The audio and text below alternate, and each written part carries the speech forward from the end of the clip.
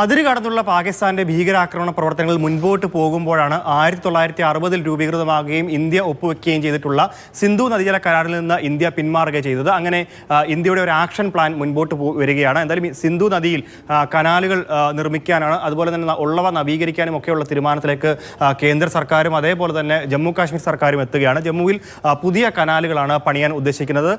ഇതിന്റെ ഒരു blue print നിലവിൽ തയ്യാറായിട്ടുമുണ്ട്. ജമ്മു കാശ്മീർ ജലസേചന വിഭാഗത്തിൻ്റെതാണ് ഈ ബ്ലൂ പ്രിന്റ് ഉള്ളത്. കത്വ, രൺബീർ, താവി ലിഫ്റ്റ്, രവി, പരാഗ്വാർ, ന്യൂ പർതാബ് കനാലുകളിലാണ് അവിടെയുള്ള മണ്ണ് മാറ്റും. കുറേയേറെ വർഷങ്ങളായി ഉപയോഗപ്രദമല്ലാതെ കിടക്കുന്നതുകൊണ്ട് തന്നെ മണ്ണടിഞ്ഞിട്ടുള്ള പല കനാലുകളുണ്ട്. ആ കനാലിൽ നിന്ന് മണ്ണടക്കം മാറ്റിക്കൊണ്ട് വീണ്ടും നവീകരണ പ്രവർത്തനങ്ങൾ മുൻപോട്ട് പോവുകയും ജലത്തിൻ്റെ സംഭരണ ശേഷി കൂട്ടുകയുമാണ് നിലവിൽ ചെയ്യാൻ ഉദ്ദേശിക്കുന്നത്. പുതിയ കനാലുകൾ നിർമ്മിക്കുകയും ഉള്ള കനാലുകളിൽ മണ്ണ് മാറ്റി അത്തരത്തിൽ ജലം കൂടുതൽ നിൽക്കുന്ന തരത്തിലേക്ക് തന്നെ മാറുകയും ചെയ്യുന്നുള്ളതാണ്.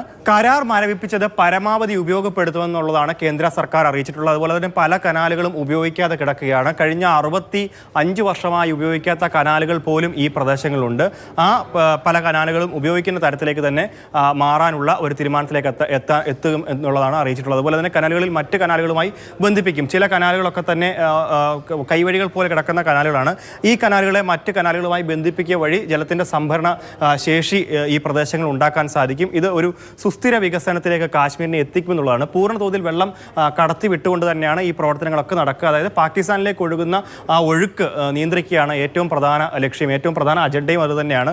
എല്ലാ കാലാവസ്ഥയിലും കൃഷി എളുപ്പമാക്കും എന്നുള്ളതാണ്. കാശ്മീരിൽ കൃഷിയെ ആശ്രയിച്ച് ജീവിക്കുന്ന ഒരു ജനവിഭാഗമുണ്ട്. ആ ജനവിഭാഗങ്ങൾക്കൊക്കെ വലിയ ഉപകാരപ്രദമാകുന്ന തരത്തിലേക്ക് തന്നെ ഈ ഒരു പദ്ധതിയെ മാറ്റിയെടുക്കും എന്നുള്ളതാണ്. അപ്പോൾ ഈ കരാർ പൂർണ്ണമായിട്ടും പിൻവലിച്ചത് വഴി ഇന്ത്യക്ക് കൂടുതൽ ഗുണകരമാകുന്ന തരത്തിലേക്ക് തന്നെ ഒരു ആക്ഷൻ പ്ലാനിലേക്ക് തന്നെ ഇന്ത്യ ഗവൺമെന്റ് മുൻപോട്ട് പോവുകയാണ്. നവീകരണ പ്രവർത്തനങ്ങൾ ജമ്മു കാശ്മീർ സർക്കാരാണ് പൂർത്തിയാക്കുക. അതേപോലെ തന്നെ ഇതിന്റെ മേൽനോട്ടം കേന്ദ്ര സർക്കാരാണ് വഹിക്കുക. ഒപ്പം എടുത്തു പറയേണ്ടത് ഇന്ത്യയുടെ ആക്ഷൻ പ്ലാനിൽ ഏറ്റവും പ്രധാനമായിട്ടുള്ളതും ആത്യന്തിക ലക്ഷ്യവുമായിട്ടുള്ളത് കാശ്മീർ താഴ്വരയിൽ കൂടുതൽ അണക്കെട്ടുകൾ പണിയുക എന്നുള്ളത് തന്നെയാണ്. ഉള്ള അണക്കെട്ടുകൾ നവീകരിക്കുകയും ഒപ്പം മുൻപോട്ടുള്ള പ്രവർത്തനങ്ങൾ മുൻപോട്ട് പോവുകയും വഴി സിന്ധു ജലത്തെ അത് പൂർണ്ണമായും ഇന്ത്യയിൽ തന്നെ തടഞ്ഞു നിർത്തുകയും അത് ഇന്ത്യക്ക് ഗുണകരമാകുന്ന തരത്തിലേക്ക് മുൻപോട്ട് പോവുകയും ചെയ്യേണ്ടതുണ്ട്. കാരണം അതിര് കടന്നുള്ള പാകിസ്ഥാന്റെ ഭീകരാക്രമണ പ്രവർത്തനങ്ങൾ മുൻപോട്ട് പോകുന്ന സാഹചര്യത്തിലാണ് സിന്ധു നദീജല കരാർ അത് ഏറ്റവും മാനുഷിക മൂല്യങ്ങൾ ഉൾക്കൊണ്ടുള്ള ഒരു കരാറായിരുന്നു. ആ കരാറിനെയാണ് ഇപ്പോൾ കേന്ദ്ര ഗവൺമെന്റ് റദ്ദാക്കുകയും അങ്ങനെ ഈ നദീജലം ഇന്ത്യയിൽ തന്നെ തടഞ്ഞു നിർത്തുന്നതിനുള്ള നടപടികളുമായി മുൻപോട്ട് പോകുന്നത്. എന്തായാലും അത് കാശ്മീർ ജനതയ്ക്ക് ഏറ്റവും ഫലപ്രദമാകുന്ന രീതിയിൽ തന്നെ മുൻപോട്ട് കൊണ്ടുപോകാൻ തന്നെയാണ് ഇരു സർക്കാരുകളുടെയും സംസ്ഥാന കേന്ദ്ര സർക്കാരുകളുടെ തീരുമാനം.